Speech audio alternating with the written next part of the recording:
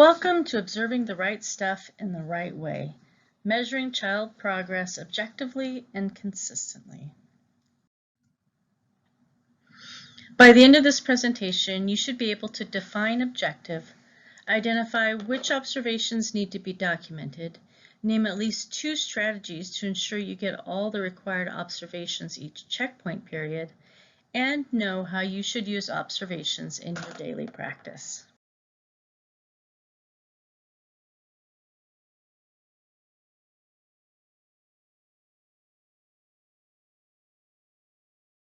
Welcome. In this short presentation, I will introduce you to the use of anecdotal records as one way to document your observations of children in your classroom. The National Center on Quality Teaching and Learning uses the House framework to illustrate the effective everyday practices that support school readiness for all children. Ongoing child assessment is an essential feature of a comprehensive framework for quality teaching and learning. What are anecdotal records? You may already be collecting them. An anecdotal record is a written record or note of what a child says or does within the context of classroom activities and routines. The use of anecdotal records is one way to collect information about children's development and learning. These records or notes are one way to document your observations. In addition, collecting anecdotal records is an example of authentic assessment. The assessment information is collected in real-life learning experiences and activities, while playing at the sensory table, building with blocks, having a snack, or exploring the playground. Let's listen to teachers talk about how they collect and use anecdotal records in their own classrooms. And he put it away for you. That was very nice. We do take anecdotal records. Lots of teachers use labels because they're easy to keep in your pockets or keep on the counter. Draw a line. Draw a line. A. M. Generally what I do is I carry around a little clipboard and I place these stickers on them. And each area is listed so I know what I need for that child specifically for this tool. So I'd go around and throughout the month I'm collecting information on the children. And so basically the teachable moments or the observations that I do, I'm jotting down this information, I'm sticking it on here, so I only have to do it one time. So I write it on the sticker and then I'll just come and place it where it belongs in our observation. Hey, Sierra, there you go. Teachers have figured out all sorts of ways to take anecdotal records in their busy classrooms.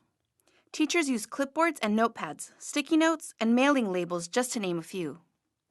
Regardless, the note needs to include some basic information: the child's name or initials, the date, the time, and the setting. A clear description of the observation and the name of the observer. Always include the child's name or initials and the date. You don't want to end up with a pile of notes but no idea who they were about. You also don't want to think that just 1 or 2 notes will be enough. By collecting anecdotal records on a regular basis, you are creating a record of the child's learning and progress over time. This cycle reminds us that effective teaching and effective ongoing child assessment require that the teacher observe, document observations, interpret their findings, and then use those interpretations or understandings in order to make teaching more purposeful. In this module, we've highlighted the use of anecdotal records or notes as one way to document your observations. But those notes only become valuable when you put them to use. Use the information to plan learning activities and experiences, and then to change those plans as needed to make sure that the child or group of children take full advantage of the learning activities.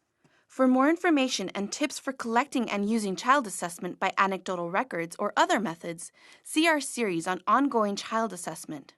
For more information on how to use anecdotal records in your classroom, see the in-service on collecting and using anecdotal records. Welcome.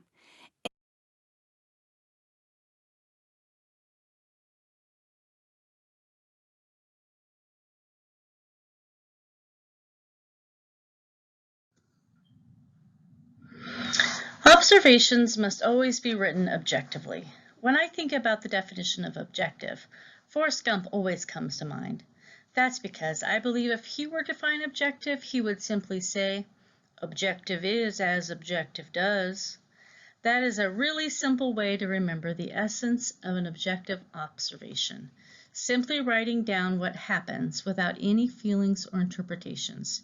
Even when documenting a child's feelings, instead of saying a child was sad, you can say the child looked down, their shoulders slumped, and they began to frown. This shows the reader the observable, objective facts and not how the observer interpreted it. What observations should you document? All of it, the good, the bad, and the ugly. Okay, that is a reference to an outdated Western of yesteryear. Instead, let's think of it as strengths, needs, and concerns. Many teachers have a strength-based focus that they only want to document when the children do something really cool. But we need to document when they are unable to accomplish a task or routine as well. When we use an objective lens, we are simply indicating what they can do or still need more support to be successful. Documenting observations which support concerns are also very helpful. They give us something concrete to share with the child's parents and to include in a referral packet if one is made. In every observation, there is certain information that needs to be documented. The most important pieces to remember are the child's name and the date. It is also helpful to document the time and the observer in the event that someone else enters the observation into gold for you. The letters you see on the side are an acronym to help you remember the other pieces of information you should document. They stand for antecedent, setting, action, and participants. The antecedent is what happened just before the action being observed is documented. Setting is where it took place. Actions are the actions of the child during the observation, and participants are the people who were part of the observation. As part of this training, you will be provided a template of easy peel labels like this one. You can also print them on regular paper. As you can see, I filled out the observer, date, and child's name before the observation began.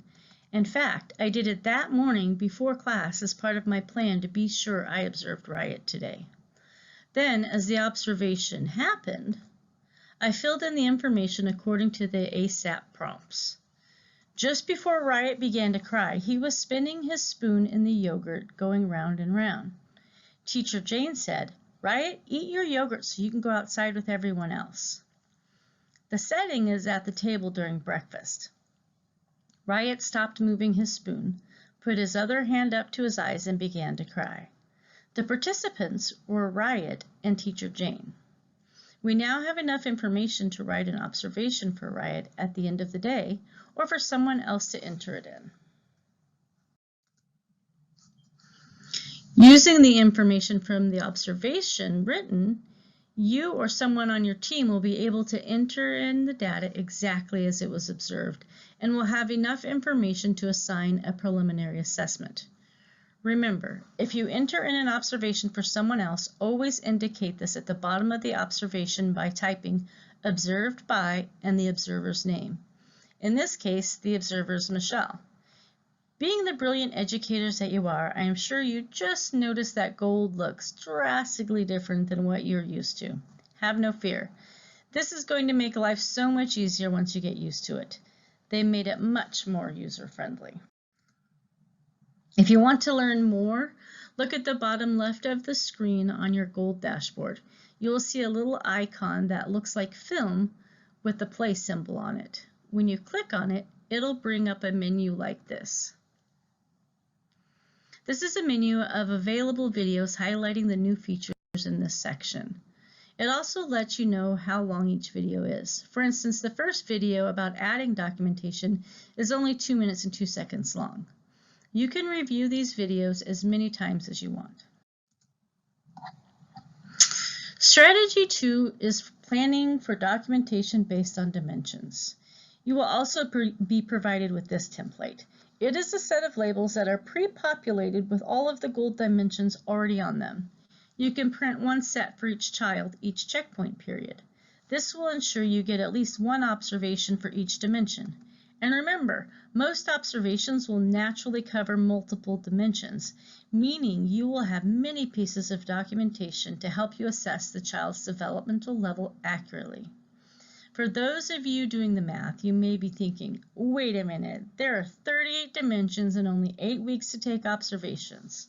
So let's break it down. There are 38 dimensions, but with the additional A, B's, and C's, it figures out to 75 different things to assess. Start by striking out the ones that we are not required to assess because 3 to 5-year-olds do not generally demonstrate these skills yet. That brings us down to 68. Now remove all the dimensions you can use on the spots to observe. That takes away another 27, leaving us with only 41 anecdotal observations for each child each checkpoint period. Figuring 4 observation days per week, that's about 2 observations for each child in your classroom each day. There is at least a teacher and a TA in each class, so that's 1 observation for each child in the classroom each day. At 2 minutes per observation, just over 30 minutes of your time would need to be spent doing anecdotal observations. Plan an additional 20 to 30 minutes each day to enter them into gold. Remember, the observations do need to be entered daily, except in unusual circumstances. This is the only way we can truly use them to inform lesson planning each week. Back to the strategy. The nice thing about this one is how easy it is to enable others to also document observations. You could hand this label over to someone who was only in covering breaks and they could get this observation for you. In fact, you could devise a system where a certain amount of observation labels are attached to a clipboard on the wall. Those who come in to cover breaks would know to grab the clipboard and take observations while in the classroom. If you prefer, you could write out the words to the acronym to make it even easier. That will help anyone who's not familiar with it. On the spots are another fabulous tool to take observations quickly. You can print them out from gold and all the children in your class will be listed on the form with the indicators for the dimensions at the top of the grid.